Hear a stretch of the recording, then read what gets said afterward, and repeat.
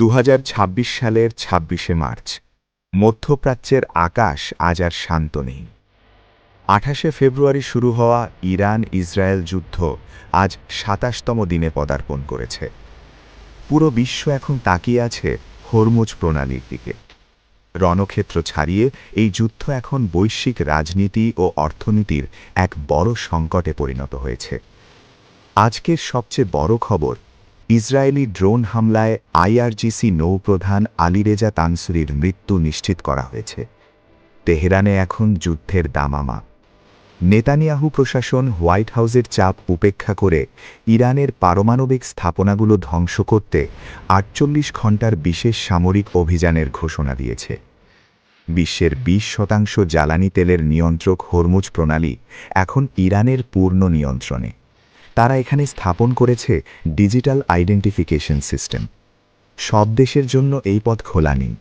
ভারত, চীন ও রাশিয়ার জাহাজ চলাচলের অনুমতি থাকলেও আমেরিকা ও ব্রিটেনের জন্য এই পথ এখন নিষিদ্ধ।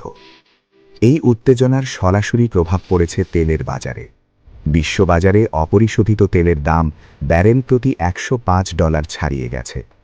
ইরান ঘোষণা করেছে তারা আর ডলারে তেল বিক্রি করবে না। পেট্রোডলারের পতনের এই আশঙ্কায় বিনিয়োগকারীরা ঝুঁকছেন নিরাপদ বিনিয়োগ সোনার দিকে।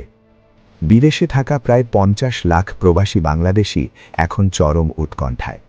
বিশেষ করে সংযুক্ত আরব আমিরাত, কুয়েত ও ওমানে জারি করা হয়েছে রেড অ্যালার্ট। প্রবাসীদের জন্য বিশেষ নিরাপত্তা নির্দেশিকা জারি করা হয়েছে। দূতাবাসগুলো সবাইকে সতর্ক থাকতে এবং জরুরি কিট প্রস্তুত রাখার পরামর্শ দিয়েছে। পাসপোর্ট, এনআইডি এবং প্রয়োজনীয় ঔষধ সবসময় হাতের কাছে রাখা এখন জরুরি। গুজব এড়িয়ে শুধু নির্ভরযোগ্য সংবাদ মাধ্যম অনুসরণ করার পরামর্শ দেওয়া হচ্ছে। এরই মধ্যে ট্রাম্পের ১৫ দফা শান্তি প্রস্তাব নিয়ে আলোচনা শুরু হয়েছে। তবে বিশ্বনেতারা দ্বিধাবিভক্ত। এটি কি প্রকৃত সমাধান নাকি কোনো নতুন ফাঁদ? এই যুদ্ধের প্রভাব শুধু মধ্যপ্রাচ্যে সীমাবদ্ধ নেই, এর ঢেউ আছড়ে পড়ছে বাংলাদেশের বাজারেও। নিত্যপণ্যের দাম থেকে শুরু করে মুদ্রাস্ফীতি সবই এখন অনিশ্চিত।